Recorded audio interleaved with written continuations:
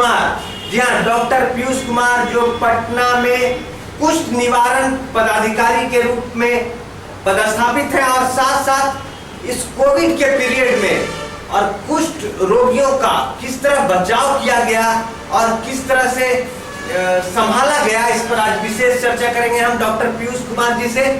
बहुत बहुत स्वागत है सर आपका हमारे कार्यक्रम में। और ये जो पिछला 3-4 महीना सर चला है कोविड का, तो इसको कैसे मैनेज किया आपने, कुष्ठ के रोगी और कोविड, तो बचाव कैसे किया? जिला कुष्ठ निवारण पदाधिकारी के हैसियत से पूरे पटना जिला के कुष्ठ रोगियों के देखभाल की जिम्मेदारी मुझ पर आ पड़ती है। और जैसा कि हम लोग देख रहे हैं कि जो कोविड-19 का जो एक हादसा हुआ, मार्च महीने से लॉकआउट हो गया, उसमें ऐसा तो कोई हमारे पास आंकड़ा नहीं है या कोई स्रोत नहीं है कि कुष्ठ रोगियों का इस रोग से क्या संबंध है। पर मेरा अपना व्यक्तिगत अनुभव ये है कि इस कुष्ठ रोगियों को इस कोरोना से बहुत कम प्रभाव हुआ है। इसका एक बहुत बड़ा कारण ये हो सकता है कि कुष्ठ रोगी जो ये लॉकआउट शुरू हुआ तो उसमें सेल्फ डिस्टेंसिंग की बात आई और सब जगह बंद हो गया। मंदिर बंद हो गए, मस्जिद बंद हो गए, बस स्टैंड बंद हो गया, ट्रेन बंद हो गया और ज़्यादातर कुष्ठ रोगी जो हैं अपने आगे के समय में उनका भिक्षाटन जो है एक बहुत बड़ा जरिया होता है आमदनी का। तो ये सब जब बंद हो जाने के कारण उनका एक जगह कहीं बैठना और उठना बंद हो गया। वो कहीं अपने सीमित क्षेत्र में ही जाके रहने लगे। और वैसे भी ये कुष्ठ रोगियों से लोग थोड़ा कट के रहते हैं, इसके कारण आम लोगों से इन लोगों का मिलना जुलना भी कम हो गया। ये जो गली गली मोहल्ले मोहल्ले जाके भिक्षाटन में जाया करते थे, इसमें भी कमी आ गई क्योंकि उस पीरियड में ये लोग कहीं नहीं गए। तो हमको अपना आकलन है और हमने जैसा पाया कि ये जो कुष्ठ रोगी हैं अभी तक पूरे पटना जिला में हमारा 3 ये है कुष्ठ रोगी का कॉलोनी है। 2 खगौल में है और 1 बख्तियारपुर में है। और इसके अलावा पूरे जिला भर में जो कुष्ठ रोगी हैं इसमें कहीं से भी हमको ये नहीं आया है कि ये कोरोना से कोई कुष्ठ रोगी जो है जो ग्रसित हुआ है। तो ये तो बहुत बड़ी उपलब्धि और या बहुत बड़ा गुड लक आप कह सकते हैं कि कुष्ठ रोगियों पर कोविड का बहुत बड़ा कोई प्रभाव नहीं हुआ है। सर, आपका लंबा अनुभव रहा है कुष्ठ रोगियों को देखने का, तो कुष्ठ रोग से जब कोई ग्रसित हो जाता है समाज में तो उसका बचाव कैसे किया जाता है? शुरुआती दौर में बचाव, और अगर ज्यादा कुष्ठ रोग से प्रभावित हो गया है तो उसका बचाव कैसे होता है, इस पर थोड़ा सा आप जरूर प्रकाश करें। देखिए, कुष्ठ रोगी जो हमारा जो है ये एक बैक्टीरियल रोग है। इससे बचाव का एक ही कारण है कि इनका अर्ली डिटेक्शन हो और अर्ली ट्रीटमेंट शुरू हो जाए। और हमारे इस बीमारी में पहला खुराक खाने के बाद से ही हमारा जो मरीज है वो इनइफेक्टिव हो जाता है अपने इन्फेक्शन को किसी दूसरे शरीर में पहुंचाने से। इसलिए early detection and early treatment हमारा मोटो होता है। और अगर ये हमारा सही है तो हम कुष्ठ रोगी की संख्या को घटाएंगे और हमारा जो पटना जिले का प्रिवेलेंस रेट है वो बहुत कम है। अमूमन 1 से कम होना चाहिए, जो कि हमारा 0.74 है। और न्यू डिटेक्शन केस जो है सालाना वो 1 से कम होना चाहिए, 10 से कम होना चाहिए, वो हमारा 8.7 है। इससे हमको लगता है कि हम लोग अपने कार्य के प्रति कर्तव्यशील हैं। हमारे जो वर्कर्स हैं वो हर जगह काम कर रहे हैं, पर कुछ ऐसे भी ब्लॉक्स हैं, ऐसे भी जगह हैं जहाँ पर कि हमारे जो कर्मचारी रिटायर कर गए हैं उनकी जगह पर कोई नई बहाली नहीं है और उन जगहों पर कोई ना कोई एक कमी आई है। हम दूर करने की कोशिश कर रहे हैं, देखिए क्या होता है। ये जो कुष्ठ रोग है, तो ये कुष्ठ रोग होता कैसे है? ये मतलब बिगनिंग कैसे होता है? कोई ठीक ठाक व्यक्ति है, ये जन्मजात होता है या बाद में होता है? बाद में होता है तो ये कैसे होता है? कुष्ठ रोग एक कीटाणुजनक माने बैक्टीरिया ग्रसित बीमारी है जो कि श्वास नली से फैलता है लोगों में, और ये शरीर के ठंडे भाग में जाके शरीर में प्रवेश करने के बाद शरीर के ठंडे भाग में जाके अपना पैठ बनाता है, और पैठ शरीर में प्रवेश करने के 6 महीना से लेकर वर्षों लग जाते हैं इसको, उस रोग को अपीयर करने में। यही सबसे बड़ी कमी है मैंने फाइंड होने के लिए। हाँ, इसको शरीर में कोई भी अपना जो प्रभाव है वो दिखाने में समय लगता है, और इसका प्रभाव जो होता है वो शरीर स्किन का कलर जो है सो तांबे के ऐसा हो जाता है, उसका सेंसिटिवनेस, उसका वहाँ का जो सुनापन है वो ख़त्म हो जाता है, और एसिड फास्फेसिलाई जो है अगर वहाँ पर जांचा जाए तो वो पाया जाता है। इस तरह जो है हम लोग कुष्ठ रोगी का जांच करते हैं, सर्वे करते हैं।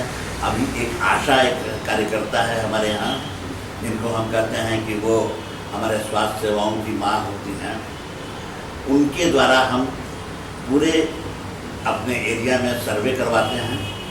वो घर घर जाती हैं और महिलाओं का भी जांच करती हैं कि अगर कोई धब्बा है, कोई जांच है, दाग है, तो उसका वो जाके नज़दीकी अस्पताल में जाके दिखाएं, और अगर सुनापन है तो उसका इलाज शुरू करवाएं। एक कुष्ठ रोगी को जब कुष्ठ हो गया और पता चल गया, एक तो आप बता रहे हैं कि फाइंडिंग में देर हो जाता है, जब शरीर में प्रवेश कर जाता है कुष्ठ से संबंधित बैक्टीरिया तो वो थोड़ा लंबा गैप के बाद अपीयर होता है, तो मतलब एक तरह से वो जकड़ बना चुका होता है शरीर में।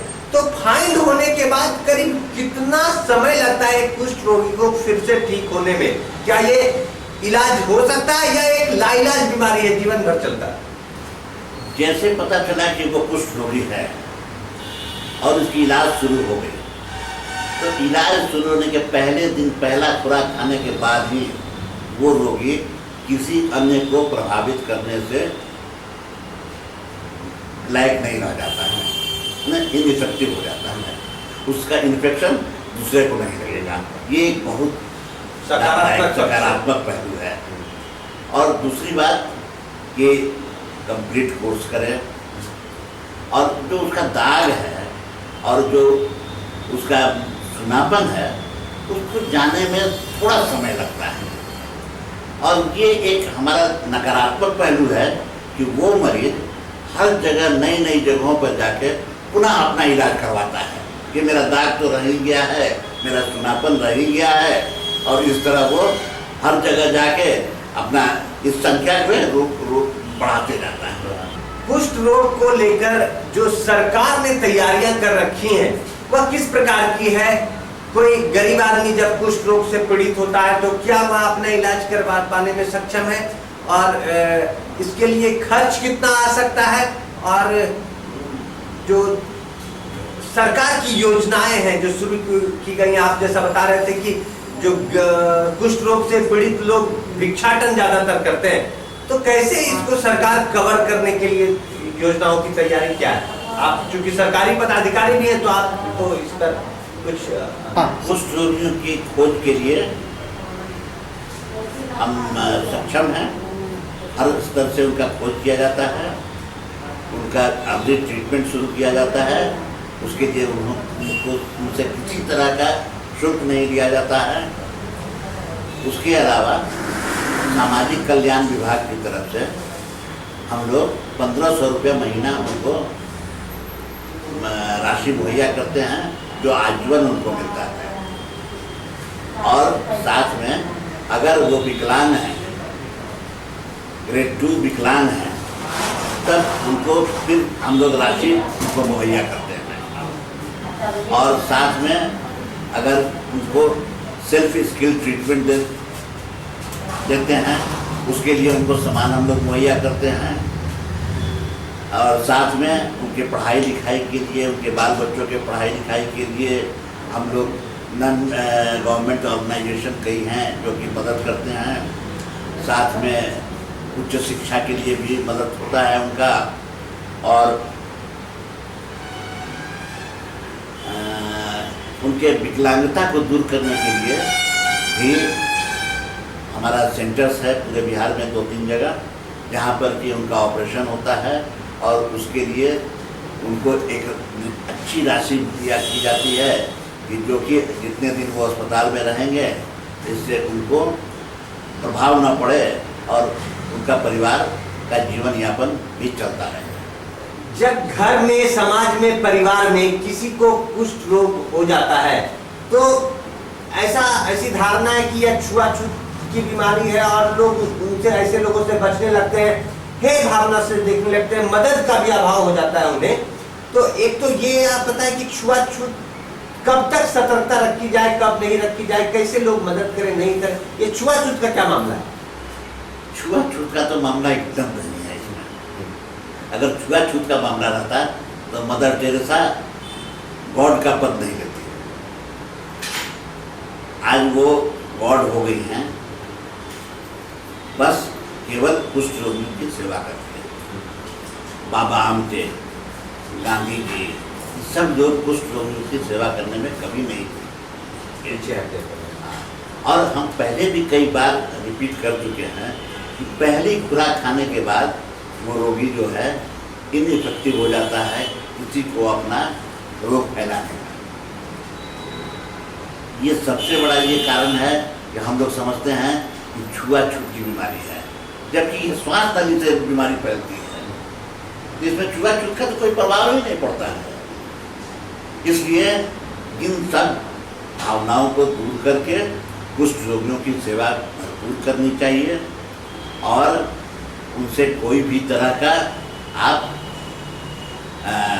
अलगाव ना करें, उनकी भरपूर सेवा करें। अगर वो दवा खा रहे हैं तो वो इनइफेक्टिव है, वो अपना बीमारी किसी को नहीं फैलाएंगे। एक अंतिम प्रश्न जो दर्शकों के लिए और इस रोग से प्रभावित लोगों के लिए भी बहुत महत्वपूर्ण है कि कुष्ठ रोग जब किसी को होता है या महसूस होता है या पता चल जाता है, वो सबसे पहले कहाँ जाए? अगर किसी भी गांव के व्यक्ति को पता चलता है कि वो कुष्ठ रोग से ग्रसित है, जैसे कि आशा डिटेक्ट करती है या कोई भी तरह तरह का सर्वे प्रोग्राम चलता है उसमें पता चलता है, तो उसको हम लोग एक रेफरल स्लिप होता है जिसके द्वारा उसको प्राथमिक स्वास्थ्य केंद्र या सामुदायिक स्वास्थ्य केंद्र में भेज दिया जाता है।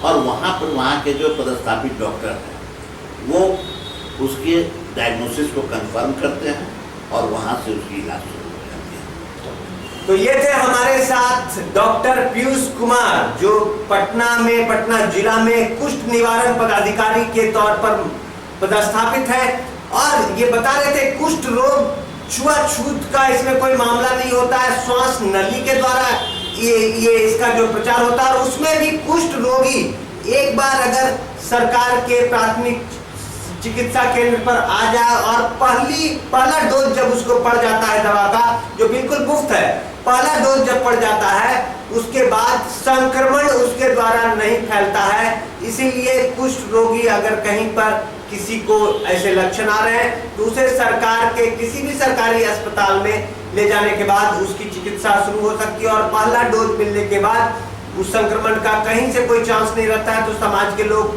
परिवार के लोग उनको भरपूर मदद कर सकते हैं।